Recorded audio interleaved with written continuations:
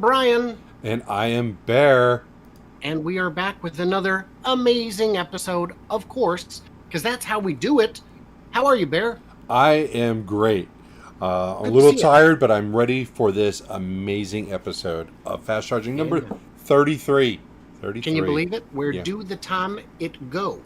Yeah, it's like we're doing this every day, but to get to 33 already? Wow. Yeah.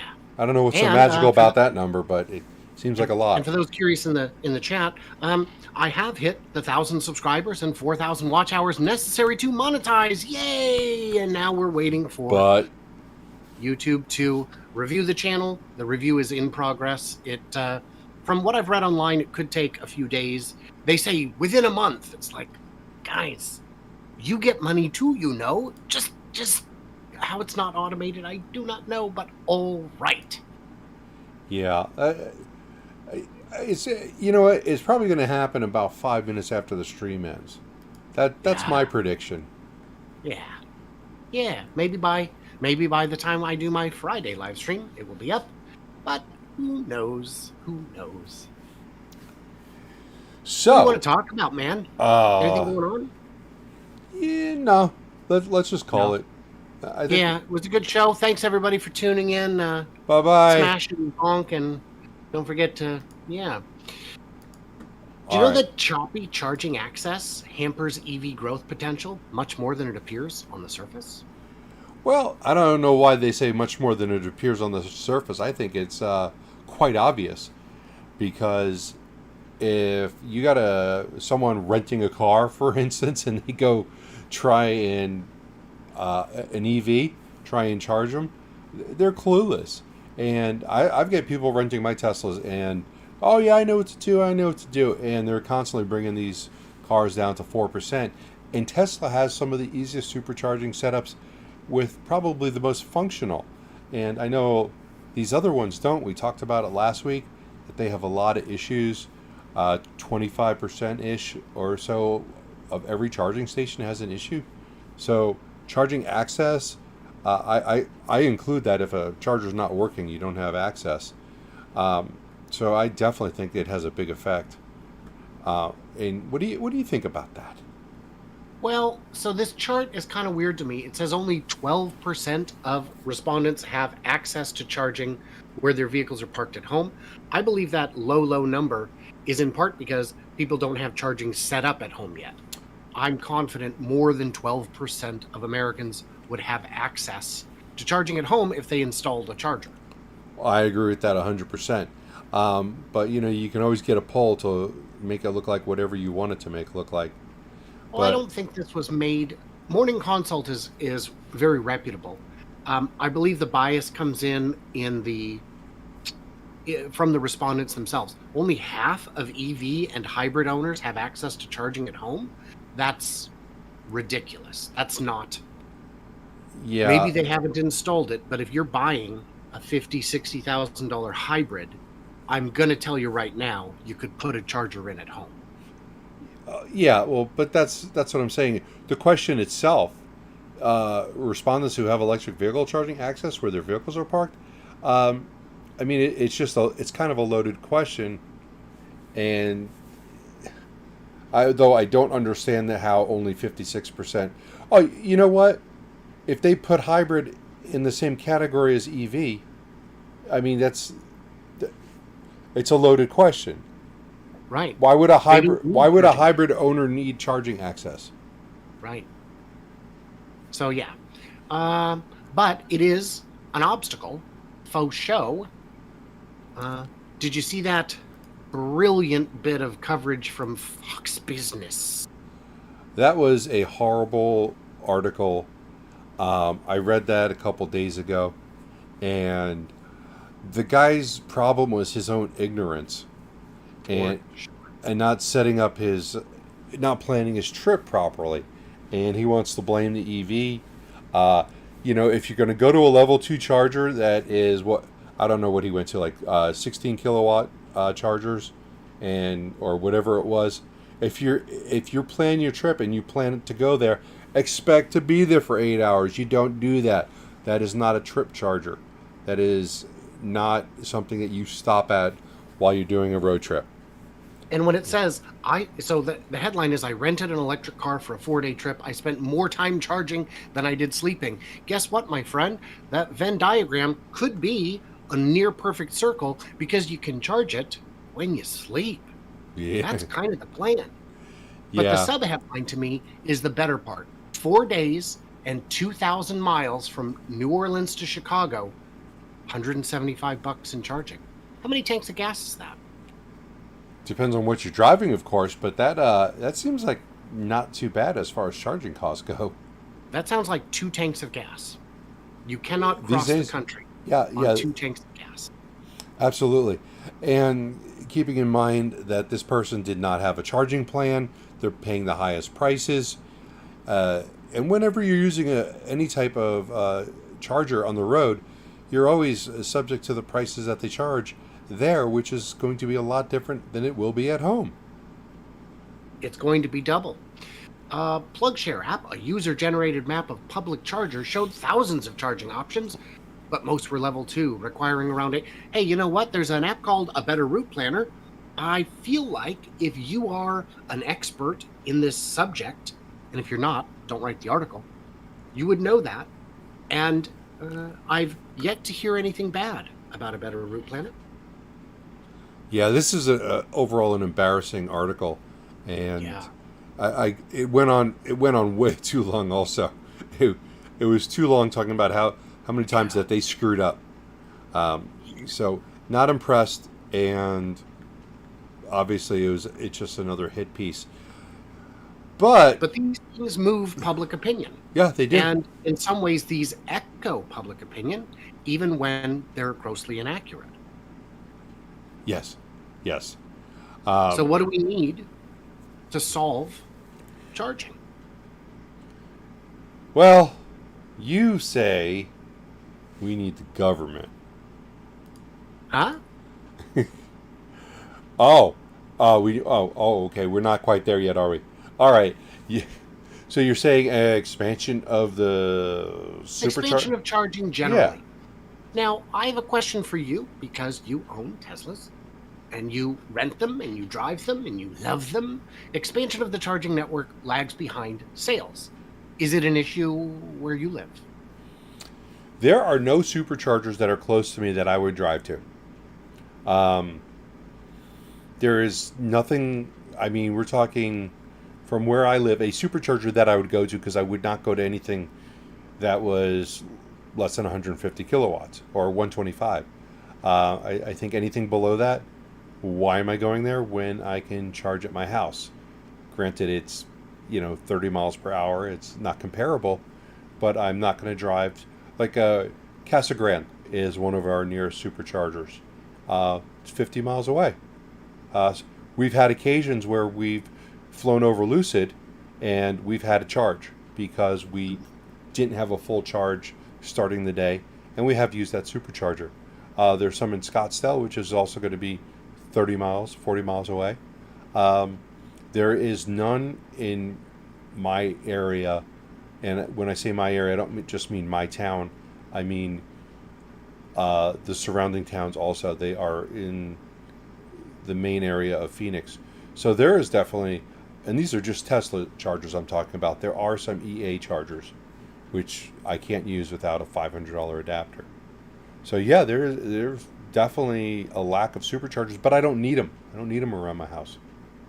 So that's, by the way, on that's my what I have to say about that. Right now, the question is, what's the biggest obstacle to EV adoption? Purchase price is currently leading, followed by supply constraint, and in last place with a vote is lack of charging infrastructure with 11%, and of course 0 votes so far on I still don't get why EVs are good, which shows the selection bias of viewers to this show. Yeah, a little bit. Just so they're saying it's about 80 cars per stall, 80 cars that in existence per stall, which does sound high until you realize most people charge at home. I don't know if it's an issue yet in terms of that, but expansion would be a good thing. And like you said, not everybody can use every charger, which is something they're working to address. Yeah, I would like to see some sort of standard on that, and I think Tesla's probably going to lose on this. It's not going to be the Tesla standard just because the current administration does not like Tesla, so they're going to try and put forth something else. Whoever gives them the most kickbacks, of course. But yeah, I would like to see more superchargers. I think it would help, but I don't think it's. When people hear stories about renting a car and having all those issues, I think that's when people think that it's worse than it actually is. So have you seen that the administration is proposing new standards for a national electric vehicle charging network with an objective to standardize it so anybody can use any charger?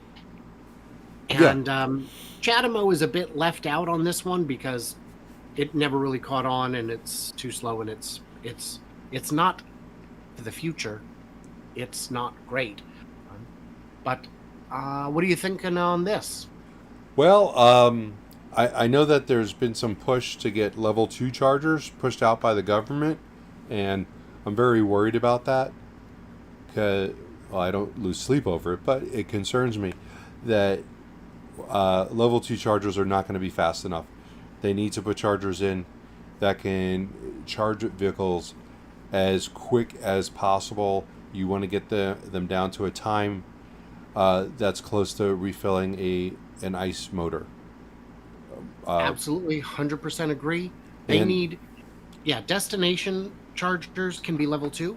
I wouldn't mind seeing level 2s at movie theaters and shopping malls, but that is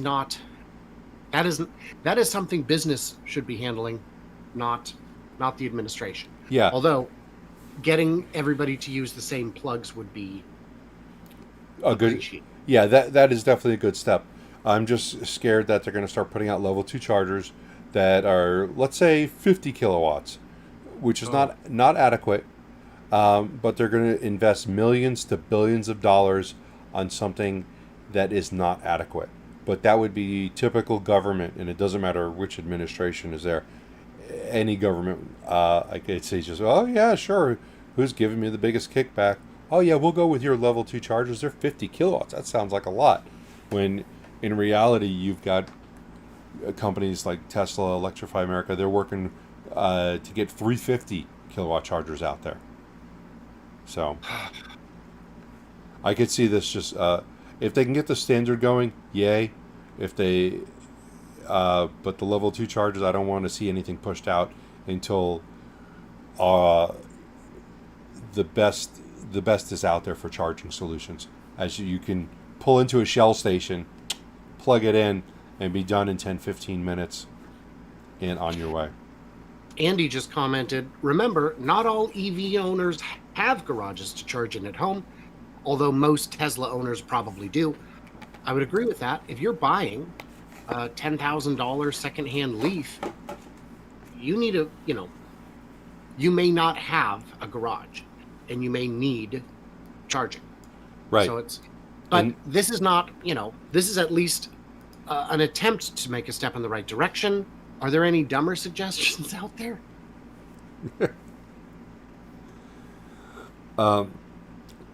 Dumber suggestions?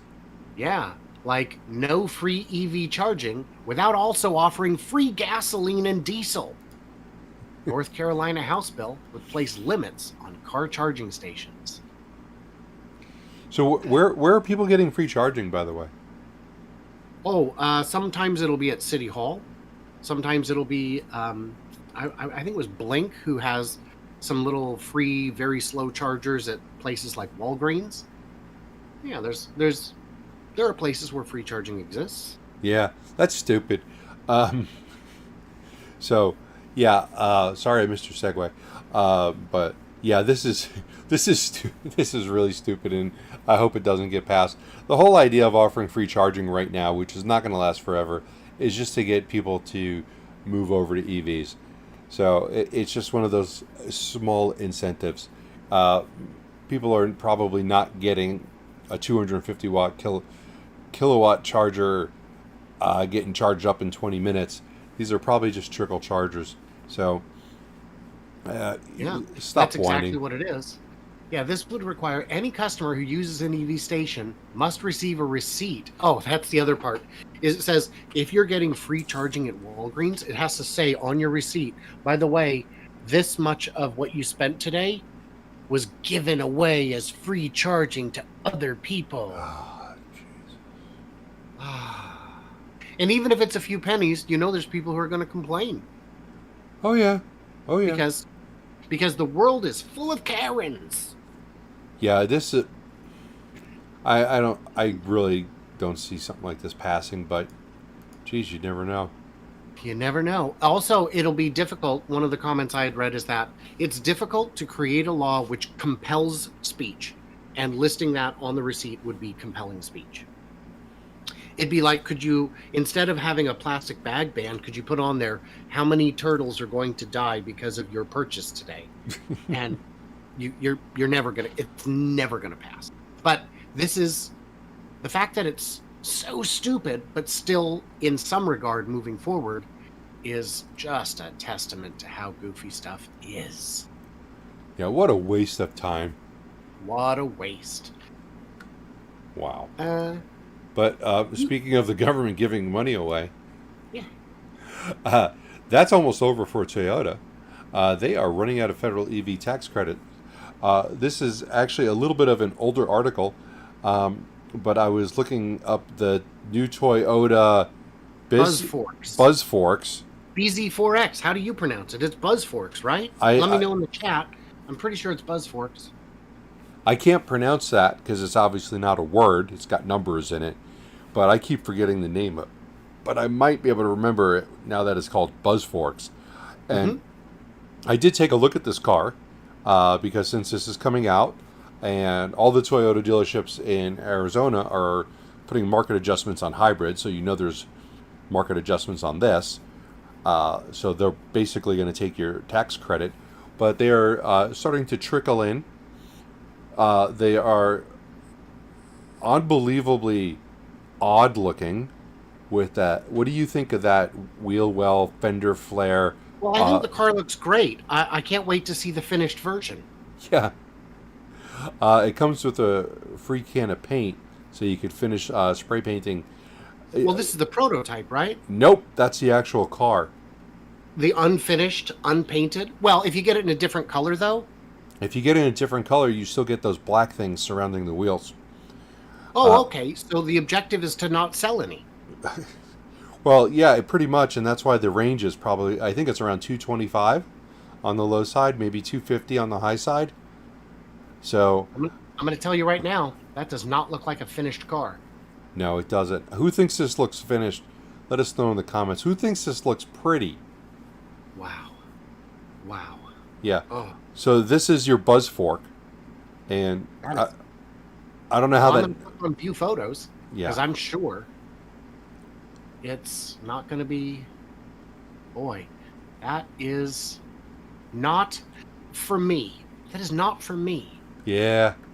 Boy, I do not care for that. Well, and all they gotta do is paint those fenders, or do something with it to make it look like it's part of the car. I don't understand why they're black on every version. Pretty dumb. Pretty dumb. So Toyota used most of their tax credits on plug-in hybrids, because plug-in hybrids count towards the federal EV tax credits. So since this is like one of their first all electric, I mean, I thought they had the RAV4 that they did 10, 15 years ago with Tesla or something. Yes, but they sold very few. Right, but when I don't want to say that this is their first and there was others. But so they blew their load on plug-in hybrids. So good move, Toyota. So they should be out by September or October. They'll be out of credits. So we got some comments responding to our opinions of the looks. Toyota Brick is a good one from DK. We've got put a panda face on the front. Nice, and panda. MD Hofsey says it reminds me of an Aztec. Oh, God. And Unnamed Man appreciated Buzzforks. Yeah, and Aztecs remind me of Breaking Bad. So, Apparently we have the methmobile. Mm-hmm. You'd have to be on it to find this attractive. Yeah. Jordan brings up a good point. The demand for EVs is so high, I bet they will still sell every one they can. Do we need a federal EV tax credit in order to sell them? So on my poll, and I'll give one more shout out for this poll, we're at 57% saying the obstacle to EV adoption is the purchase price. In second place, at 33%, is supply constraint. What do you think of that, Bear? I'm going to vote for supply constraint. That's where my vote as well. That's where my vote goes. Considering I have 7 EVs on order right now, so that means if they were here, I would buy them. It's not the price; it's the fact that they don't exist. And by the way, last week I had 8 EVs on order, and one of them is no longer on order. Which one? The Model S. It's here. Oh, you got it. It's in hand. Yeah. Well, not in my hands, but I've got it. Get bigger hands. No, I got pretty big hands. I don't think. I think it would look awkward if I had bigger hands. My hands are this big. Look. I found a doctor in Mexico who'll do it. Oh God. You have to go to Colombia, actually. I've looked into it. Feeling like we should move on to car registration data from the UK. Diesel down 50%. Petrol down 25%. MHEV diesel, I'm not sure what that is, down 45%. Anyway, BEVs up 18% and HEVs up 12%. Wow. HEVs, hydrogen? Hydrogen? No. Well, what is an HEV? Oh, hybrid. Just a hybrid. There we go. And then the plug-in hybrids were actually down. Yeah, that's interesting. Yeah, I don't know why. So the market share for BEVs is up to 12.5%, which is great. Yes, that is fabulous. Or should I say fabulous? Okay, that's a thing that just happened. Yeah. So, Maryled went ahead and teased the new Chevy Blazer. Yeah, and you know what? I look at that picture and I go, "Oh, it's so never going to look like that." But that actually looks good like that. You don't think it's going to look like that? No, because that paint job is obviously CGI, because there is no car looks like that, with that. Yeah. So it's all CGI. They're going to come out with some dull brown color on it, and it's still not a Blazer like I like Blazers. K5 Blazer, right? Put up against a Bronco. They bastardized the name. Oh, you know what? When you go down to the camouflage images, those very interesting scoops and swoops are definitely not there. Oh yeah, I definitely don't see that. No. The little gulf in, or a contour of that magnitude would be visible on the camouflage, and it ain't. That's disappointing. It's especially disappointing considering that she is the market leader. Well, she's led us, and I do appreciate her leading abilities. But that's right. I would really like to see the car that's up top, not the car that's on the bottom. And I'd also like to see some numbers on it. So I have to hold my opinion back until we can actually see what the car looks like. So can you wait a month? I don't know. Maybe what, July 18th? Mm-hmm. Yeah. Well, I'll be honest with you though. If it's reasonably priced, even if it's not like that gorgeous, I would put an order in for it in this market. Why not? Yeah. Yeah. $100. It might look great. We don't know. Unless the specs on it, Right. If it's only 220 miles, then... Yeah, I'm not interested in a 220. I appreciate this next article that Bear found. It is... ridiculous. One of Bloomberg's hot takes, but rather than give them the clicks, he gave them to electric, which I think is better. because the Bloomberglers are no bueno. Yeah. So they think that Volkswagen will overtake Tesla in 2 years. 18 months. 18 months. Is it going to happen? No way. Did you see the chart? It's so dumb. They bring the chart up. Dumb. I don't know. Some of our viewers may not know this, but in order to sell an EV, you have to make an EV, and those require factories. Apparently, Bloomberg doesn't know that, so maybe that's a misconception commonly held, is that you can just print them. But they don't have the factories. And this is at a time when Giga Shanghai is about to expand and is hitting records all the time.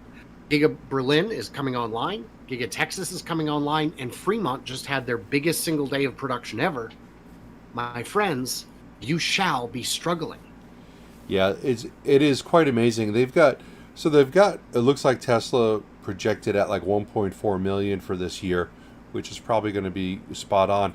But they have them, if I'm looking at the chart, probably about 1.9 next year. And then only going up another couple 100,000 for 24 and 25, which is amazing, because they based on that, it seems like they don't think that Tesla's going to make a Cybertruck. Because right. Where are the Cybertruck numbers in here? They think that Toyota's going to be at 500,000? Maybe, but why is Toyota on this list when they don't really even have a car out yet, when you've got Kia and Hyundai, which they're selling every car that they roll out. Every Ioniq and EV6 is done. It's gone. I mean, I hate to say it, but Lucid should be on here. Rivian, are they just thinking they're going to file bankruptcy? Because if Lucid's plans go as expected, they could very easily outsell Toyota in the pure EV space. And yeah, this chart, you think Toyota's going to get to 500,000 pure EVs by 2025? Maybe, but there's no data today that suggests that. And like you said, their Tesla numbers level off and their VW numbers accelerate. It's terrible. This is okay. Yeah, fine. So, yeah, they smoke a lot of crack at Bloomberg, and that's okay. Mm-hmm. You know, whatever makes them happy. I don't care. I don't care if they want to, shotgun 18 beers and write an article. As long as they get the grammar right, that's what matters. So, yeah. Another hit piece. So, is this one a hit piece on Car Scoops? Ford responds after ridiculous dealer F-150 Lightning price markups are brought to light. You know what? I read it, and it is possible that one of two things happened here, because the additional dealer markup was the same price as the MSRP. Right. So either there was a sales manager saying, "Let's just try this and see what happens," or some new guy just input the number wrong, which is what they're saying. They said that they were supposed to enter the ADM, but they entered the MSRP in the wrong spot. Totally. Well, totally. That could happen. That's super believable. No, honestly, that could happen. I've had some real dumb people work for me. It's plausible deniability, but it's not super plausible. There's a 1% chance that happened, and a 99% chance they're like, the first thing you said, where they were like, let's just see what happens. Yeah. And hey, if we get called out, we can be like, oops. But it's not real, because they still put a $30,000 markup on it. Yeah, and apparently it wasn't even a vehicle that they could sell. So it's a mannequin, which really is annoying. A mannequin apparently is the name that they use for a vehicle that they use to demo, to show people what it looks like. And I've found that several Ford Broncos in Ford dealerships, and they're like, oh, that's pretty cool. How much is it? Well, it's not for sale yet. We have to hold it for 6 months before we can sell it. So what's it for? Oh, it's just for demos and test drives. I'm like, oh, so I can't do it. Yeah, we've got 3 of them. This one Ford dealership. So they're called mannequins, which is interesting. You got 3. They had 3 of them, and they just couldn't sell them for 6 months. So this dealership has one, and they weren't even supposed to put a sales price or try and sell it. Though I tell you, the Ford dealership that I was at, with the 3 Broncos, they had a sales price on it, and you could pre-buy them.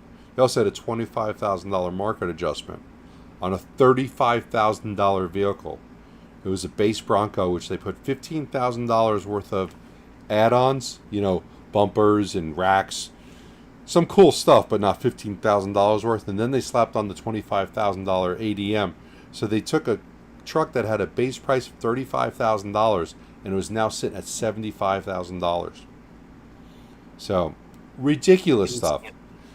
Insanity. Yeah. And Unnamed Man came up with a good point. Are those worldwide figures where Toyota is selling rebadged Chinese cars in China and nowhere else? I don't think so, because the margins on those are probably not meaningful in the grand scheme of Toyota's revenue. But if you include those, it's like GM including their Wuling Mini EVs in their total global output, which is so dishonest. Because those cars probably only have $500 a margin, of which GM gets $200. Yeah. That's just floating your numbers. Hey, before we go any further, I just want to thank JJ for a super chat from earlier. He said something about not finishing cars never stop Tesla from selling them. Yeah. Hey, yeah. It's JJ. Thanks, JJ. Well, and as as much as he's joking, it's not entirely wrong. No, it's not. Yeah. Fair. Update. Ford halts Mustang Mach-E deliveries. Recall remedy expected next month. Yeah. Ford has instructed dealers not to demonstrate or deliver any new in-stock vehicles involved in the recall. What's that about? I don't know, but there's a problem with the pack, with it getting too hot or something and welding itself together.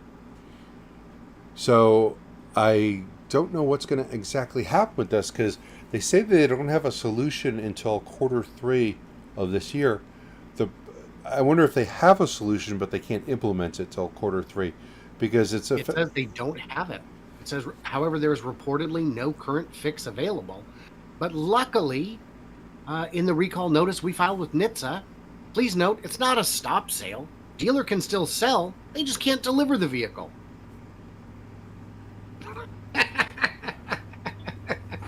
So this might affect me. I've got a Mach-E on order, and it's supposed to be in around August or September. But if they are not able to sell these, are they going to stop producing them until they get this fix? Is this shutting down the line? I feel like it would have to. If the fix is unknown, and this is according to Ford, you'd be crazy to keep making them if you don't know what the fix is. This is very discouraging. The Ford Mach-E has done very well in reviews. People seem to really enjoy it. This is a potentially Chevy Bolt level setback. Yeah, well, I hope not. Now, it says that the Ford points to a lack of parts for the fix. So maybe going forward, the new ones that haven't been built yet can actually be built with the correct parts. Maybe not. So it's unfortunate. Yes. We're doing better on time than I expected. Oh, what time is it? Oh, look at that. Because we've got a lot of headlines here, you guys. Yeah, so Unnamed says, no way will they be shutting down the line. They'll park them and fix them after, like they did with the part shortages on the F-150s. Not the Lightnings, but just the regular F-150s that had quite a bit of them sitting parked. Yeah, they had fields and fields of those trucks just sitting there. They sure did. Where's the new factory going, man? Just has got to build more factories. I have room in my backyard. But maybe it's going to go in Canada or Mexico? Yeah, and Canada's got some good stuff going for it. I feel like there was a YouTuber who, a while back, might have made a video Plug. going over 24 Plug. of the different candidates. Plug. Of course, it's the plug. There's a picture of me on the screen. In my video, it was 2 videos. I went through them, and if you guys want me to put the full math out, the Patreon one where I show all the breakdown, I can do that. Just let me know in the comments. I'll get it posted or something. The Canada on my list came up as number 2 out of 24 because they have great engineering. They have a stable economy. They have a good projected GDP growth. They have a lot of auto factories already. They have a good domestic market. They've got tariff-free import-export through North America. It's the only thing they don't have going for them is high labor costs, which has never stopped Tesla before, which is why they're operating in the most expensive city in the US and the most expensive country in Europe. France might be more expensive than Germany, but they're right at the top. So what about Mexico? Where did they fall on the list? Real low. I don't remember. 18, I think. Real low. Because they do have some corruption. They do have... Some? It depends where you are. They do have some political instability, but they do have cars and all that. I just don't know how much benefit there would be to building there. I don't know. So it's all numbers based. It's all done in Excel. So I'm pretty proud of that one. Raise your hand if you've ever had to bribe a Mexican cop. Can you believe it? I haven't. I've been to Mexico many times, and I haven't had to. But I don't spend as much time near the border. Yeah. Yeah. Well, going down in a couple weeks, I'm going to bring my bribe money with me. Always keep your bribe money separate from your actual money. Right. It's like your winnings pocket in Vegas, so that when you've spent all your money, you can take out your winnings and be like, haha, I'm not broke yet. Oh, I've never done that. I should try that. Oh, yeah. That was something, I don't remember, my mom said or somebody said.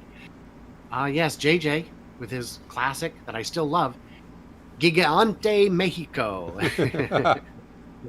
It's a good one. That is good. Gigante.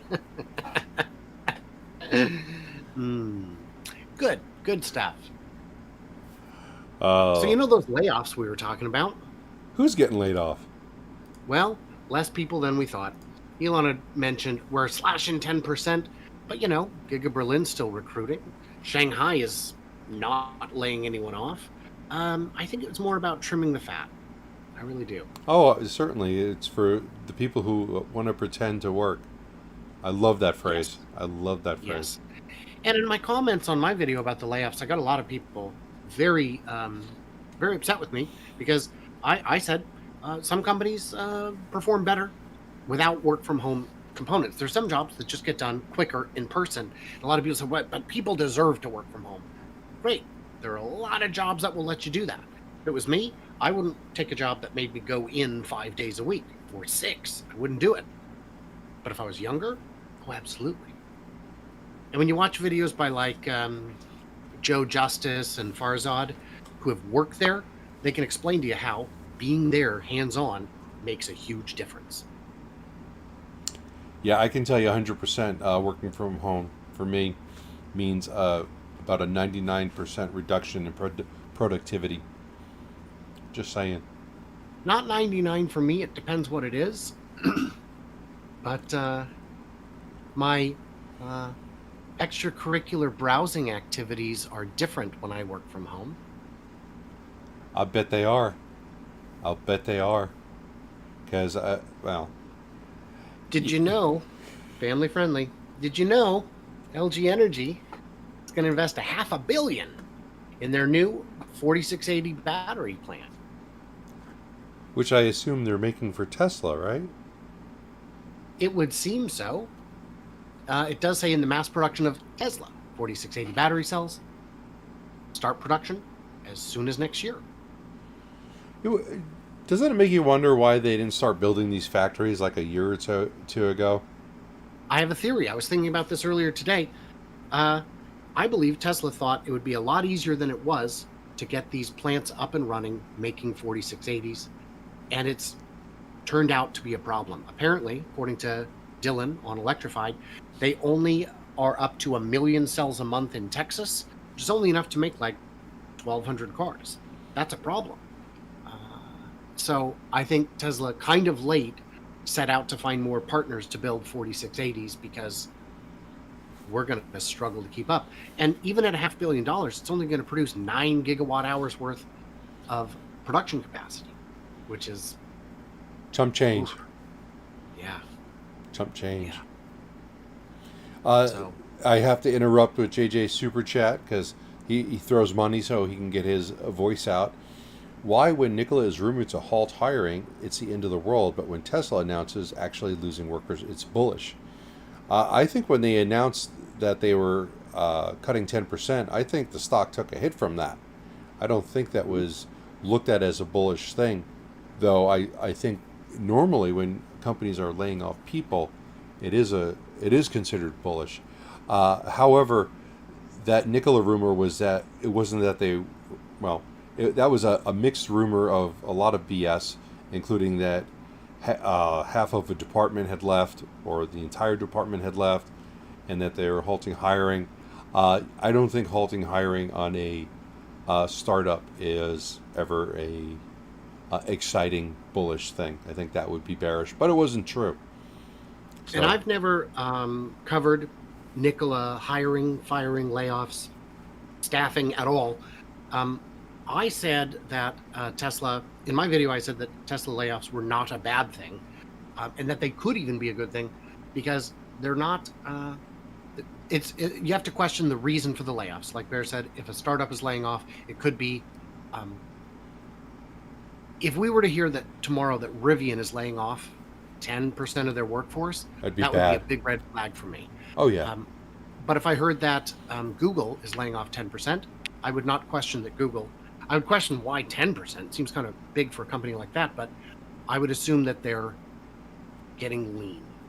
Because it's not that Google's out of cash. It's that they,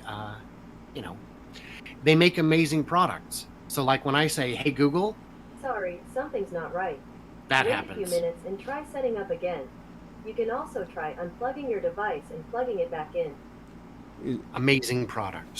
So are there speakers playing? Like, can I say, hey, Google, and it's going to work? Sorry, something's not right. Wait a few minutes and try setting up again. You can also try unplugging your device and plugging it back in. Yeah, that's what happens. That's awesome. Because now whenever I want you to stop talking, I'm going to say, hey, Google. Sorry, something's not right. Wait a few minutes and try setting... You shut that off?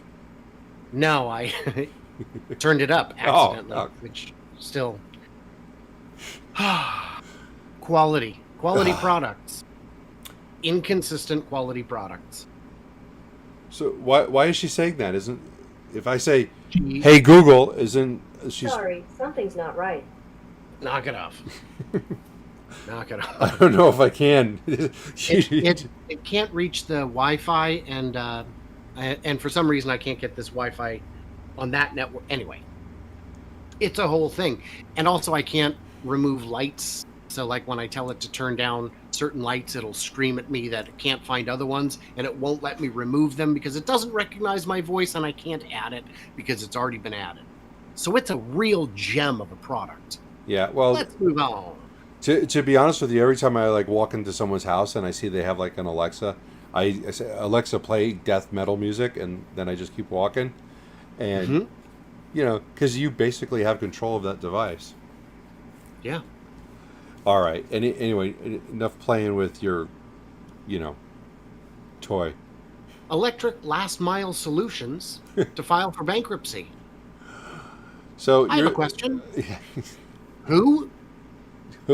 I don't know who they are, but they have obviously run their last mile. Yeah. Dead end solutions. They raised $1.4 billion. Wow. Who thought this was going to be the next hot greatness. Somebody got a new plasma TV out of that. Mm-hmm. Yeah. Unfortunately, there were too many obstacles for us to overcome in the short amount of time available to us. You had $1.5 billion worth of time. What'd you spend it on? As I understand, this company was trying to just buy Chinese vans and import them. Yeah, they probably needed $2 billion to figure that out. Mm-hmm. And by the way, what a dumb plan in the first place because of the chicken tax. If you try to import a van or a cargo van or a cargo truck, you have a 25% import. It might be 27, but you have a very steep import tax, which right there is going to take a big fat bite. And how many people want to buy Chinese? Even in the picture, the trunk lid is crooked. That's their demo model. It looks like CGI. I guess maybe part. I think the parts inside look. I don't know. It's. I love it. I think it's awesome. You know what I like the best? The right tail light on the bottom is different than the left tail light. And I know. Wow! It's only got a backup light on one side. Yeah. That's to code. That'll pass. It's so weird that they failed. It's so weird. Huh. Well, I think all they had to do was spend other people's money. $1.4 billion. Oh, God. Incidentally, Digital Blade Canada said that their speaker went off as well.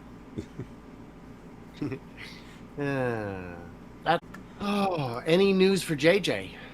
Yeah, of course we saved it for him because we like for him to get tired and pass out.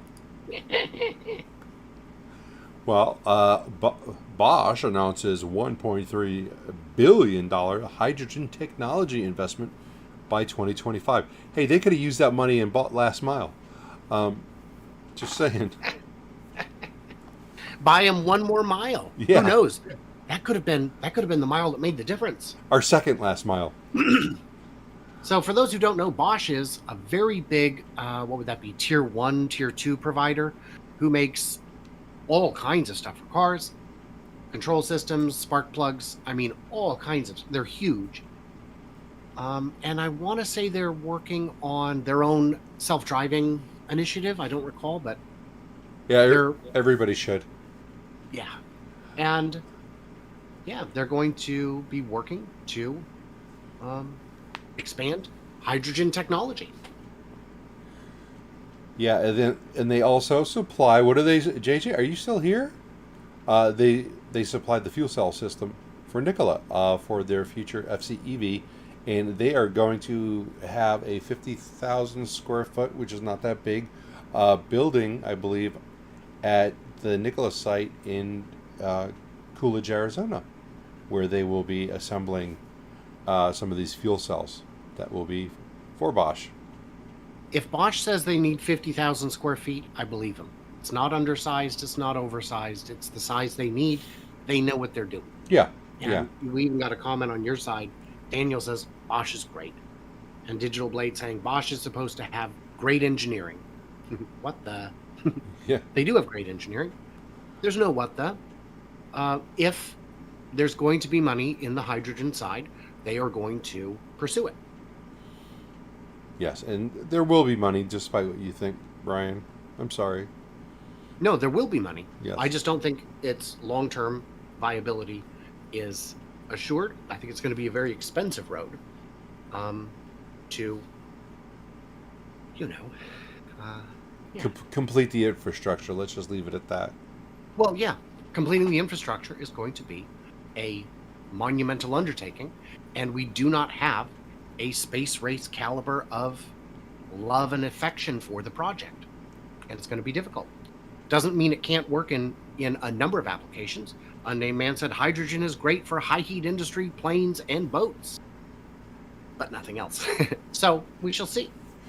I don't have to. My opinion doesn't matter. JJE, a wise man once said it's impossible until it isn't. Thank you, JJ. He's referring to me. I love to say that because, but there are limits to what physics can do. So we've got a few minutes here. If you guys want to get in questions, I'm going to close this poll here, but purchase price is apparently the leading obstacle to most people who think that that is the obstacle to EV adoption. Right now it isn't. Maybe in a year or two, but right now demand is so high. I disagree. I think supply constraint is what's going on. Well, you know what? The prices actually would be lower if there wasn't a supply issue. That's one of the reasons why Tesla's raised prices over the last year is because of the fact that there was so much demand and also inflation and all that other nonsense. But that's what has raised prices. Been a big part of it, raising the prices. Just like the ADM is counted as the price of people buying the EVs, and which is you got a crypto spammer in your comments. Deeps, get rid of them. Deeps is not a crypto spammer. He's boy, sure looks like it. That last one, yeah, sure looks like it. But so, Deeps has been around for quite a while. Oh, okay. Well, I apologize, Deeps. It sure looks like it. Got to be more careful. So, last thing we're going to cover, just kind of for funsies, is there's a new AI image generator called DALL-E. DALL-E? I went and typed in improved version of the Cybertruck and got some really great really great suggestions. Yeah, these are pretty.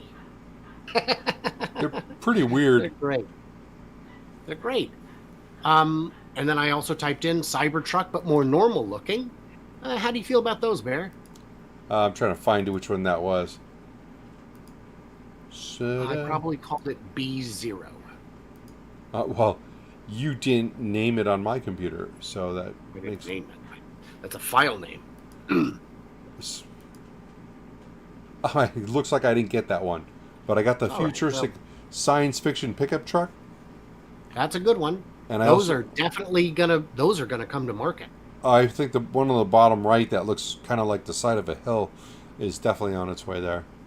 Absolutely. Absolutely. And I do like the police truck from the future. One of them apparently is a Nikola Tre, which is interesting. Oh, yeah. Yeah. So all this was generated by AI? Yes, sir. GPT, the project by OpenAI. Anybody know who OpenAI is in the comments? It should be kind of fun to look at. I'm going to go pop over to this guy real quick, the first one. Yeah, there's some... It's interesting. You just type in whatever, and it goes. This is on huggingface.co/spaces. You can just type in DALL-E Mini into the old search-a-roobob and find it. Yeah, OpenAI, unless I'm mistaken, that's a company that was co-founded by that Musky fellow who likes rockets. But he stepped back from the company because he felt it would create a conflict of interest with the AI they're working on at Tesla to solve self-driving. Yeah. You know what you should say instead? Why don't you say, hey, Google into it and see what you get? Aha, nice and quiet. Don't do that. I have to mute you, you bastard. I will. So, Jokel asked, no review on the new Volvo car? Yeah, just going to bring that up. Which one? Yeah, which car are we talking about? Are we talking about the Polestar that was from last week, which is not really Volvo, but kind of Volvo? Or are we talking about something else? Because we did take a minute right before we started to see what the new Volvo car was, and we didn't get anything in our search results, but we only had 30 seconds and not enough magic mushrooms from Deeps. Yeah. Deeps, you're not wrong. Some of the things you type in gives you amazing results, but anytime you try and type something with humans in it, the eyeballs get very, very peculiar.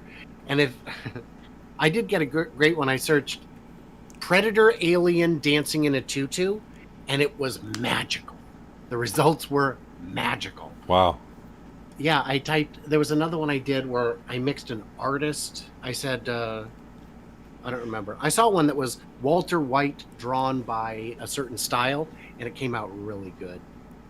Oh, I typed Iron Man painted by Van Gogh, and that gave me very good results.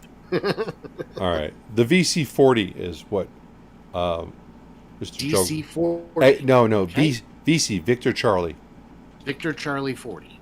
And I was auto-corrected to C40. I'm seeing C40. Okay. There we go. Oh, I must accept some cookies. Because I'm seeing Car and Driver from 2 years ago for the XC40. He just has VC40. B? Victor Charlie. That's what I'm searching. Okay. And I'm currently looking under C40 because there is no VC40. And he reached out. Let's see. I've got a VC40 that costs about $59,000, and it's fully electric.